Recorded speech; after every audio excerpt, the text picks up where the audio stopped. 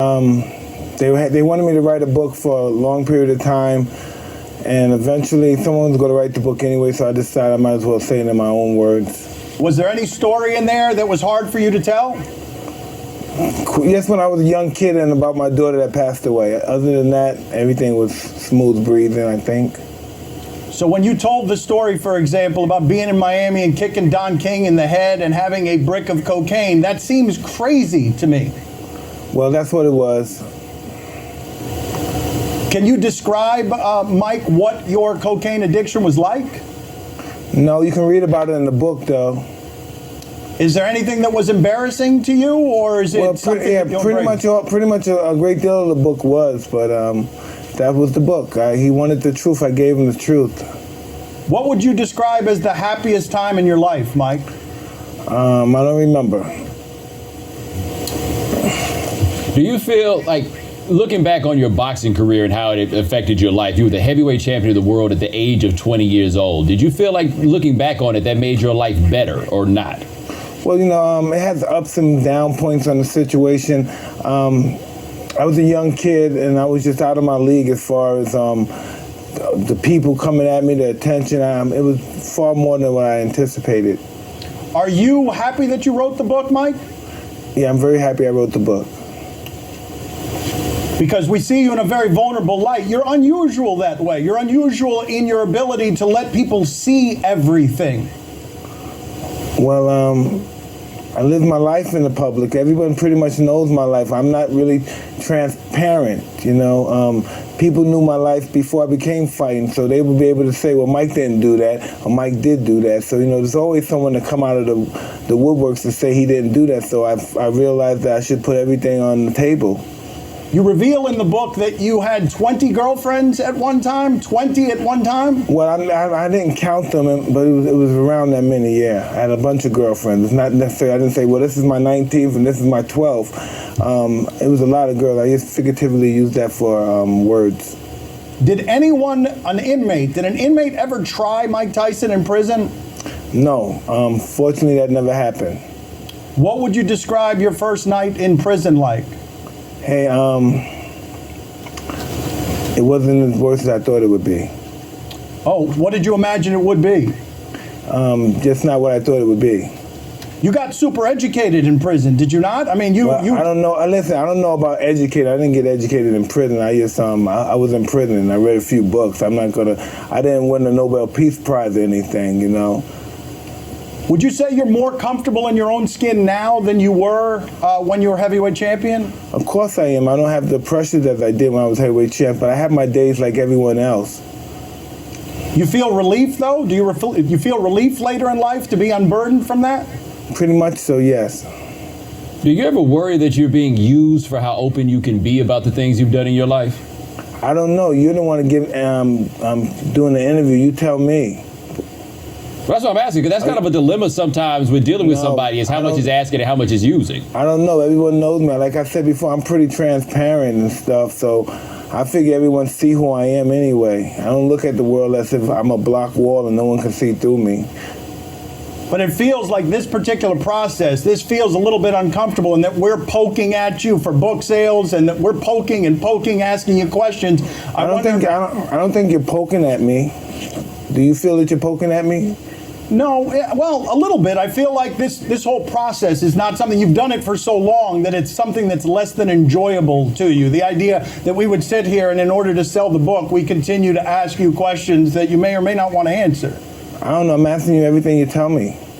Everything you say, I'm answering them. I'm not avoiding any of your questions.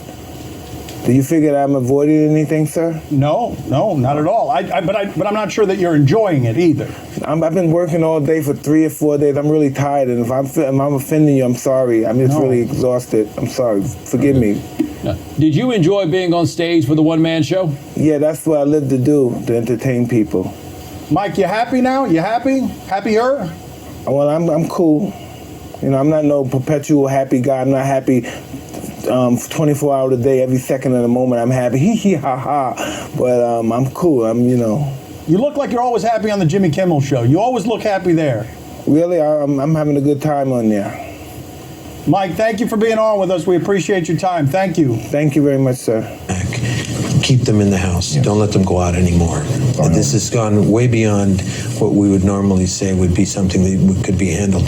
There's not enough police officers. There are not enough National Guard. There are not enough anything to keep what is happening right now down. Get off the street. Former Los Angeles Police narcotics detective, and I work South Central Los Angeles, and I will tell you, Director Deutsch, emphatically and Can without you speak equivocation. further into the mic, sir? These mics don't seem to be... I will tell you, Director Deutsch, as a former Los Angeles Police narcotics detective, that the agency has dealt drugs throughout this country for a long time.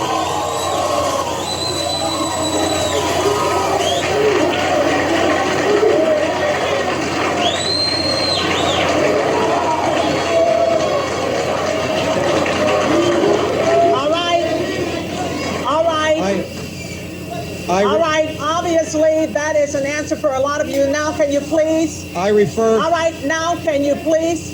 I refer direct... Wait a minute.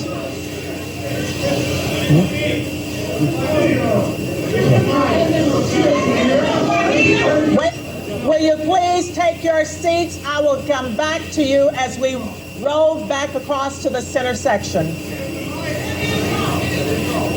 Director Deutsch, I will refer you to 3 specific agency operations known as Amadeus, Pegasus, and Watchtower. I have Watchtower documents heavily redacted by the agency.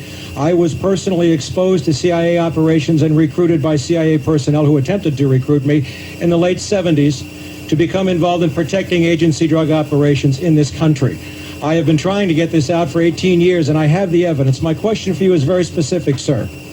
If in the course of the IG's investigations and Fred Hitz's work, you come across evidence of severely criminal activity, Let him speak into and the it's mic. classified, will you use that classification to hide the criminal activity, or will you tell the American people the truth? If you have information about CIA illegal activity in drugs, you should immediately bring that information to wherever you want, but let me suggest 3 places. The Los Angeles Police Department,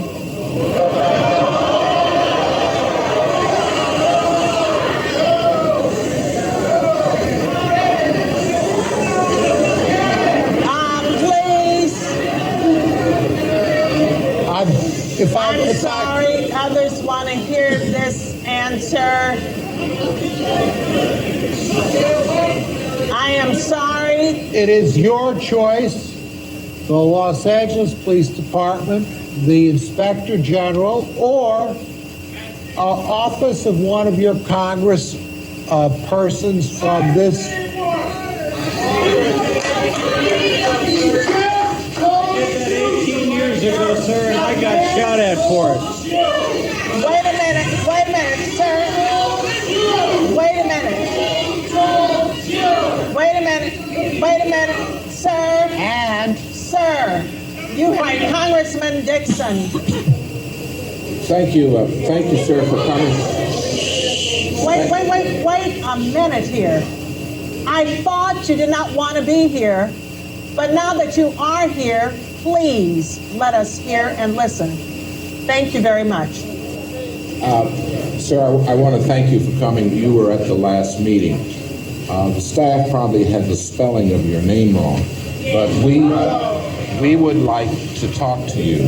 We have been looking for a couple of days for you, and we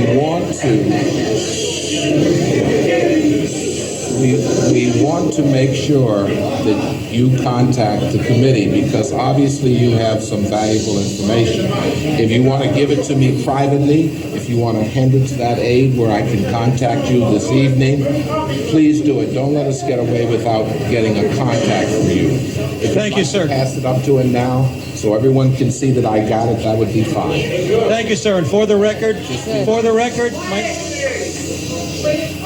Please keep the noise down so that we can hear and we can get answers. For the record, my name is Mike Ruppert, R-U-P-P-E-R-T.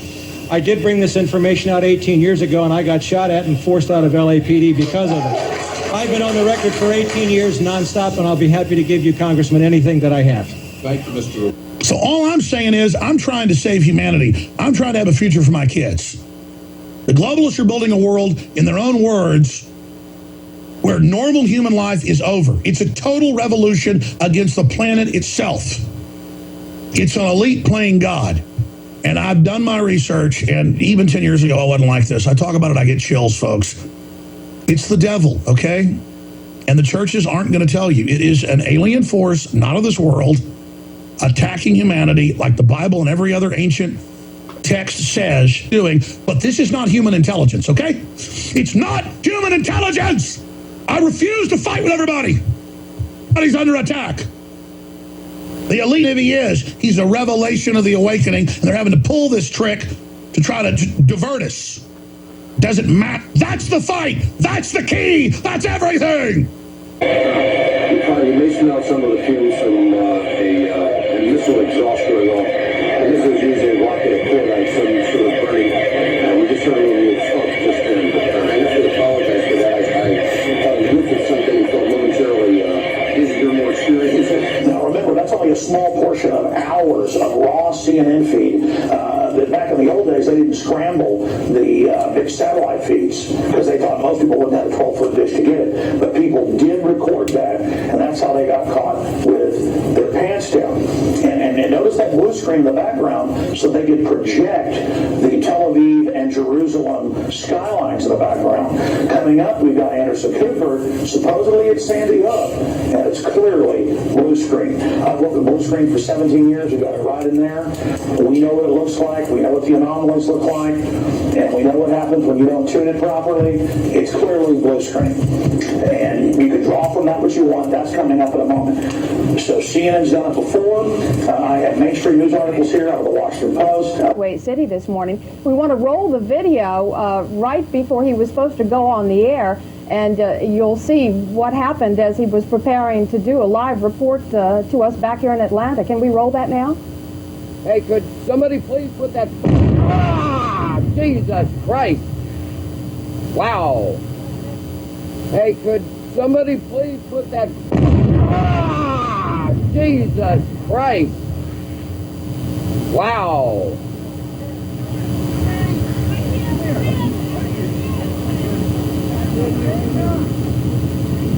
CNN's Carl Rochelle is here with me, just came up. Carl, I know we can't be very specific given these restrictions, but within those parameters, what did you see? Well, what I saw, I didn't see anything hit. I looked almost straight above us. There was a vapor trail coming from my right to my left, and there's a cloud of something. It looks like it might have been an explosion, a cloud. I'd say...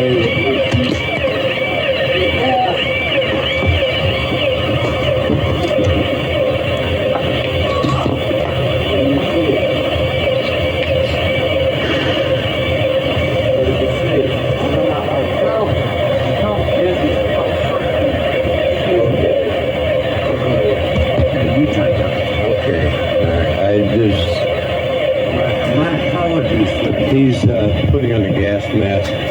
There hasn't been any gas dropped here that we could tell.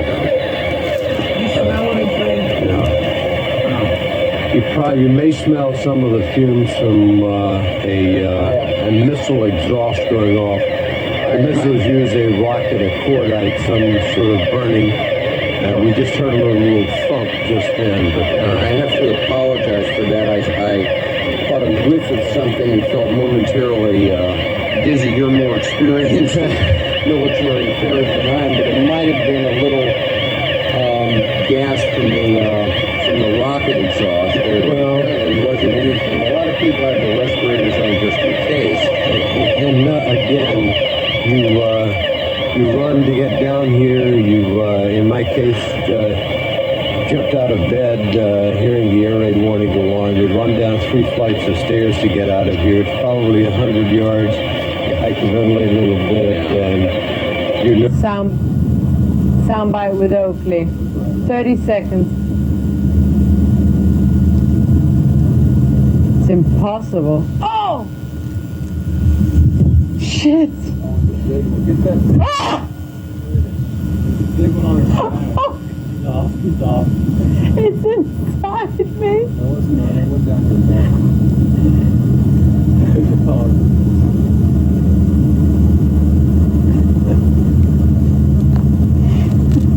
Don't laugh. CNN's Brent Sadler has the story. I'll be right back.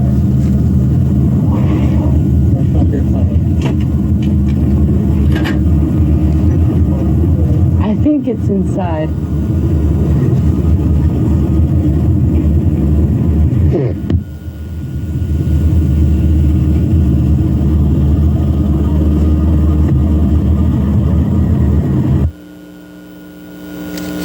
Media critics pounce, saying these folks were discredited by their Iraq decisions a decade ago.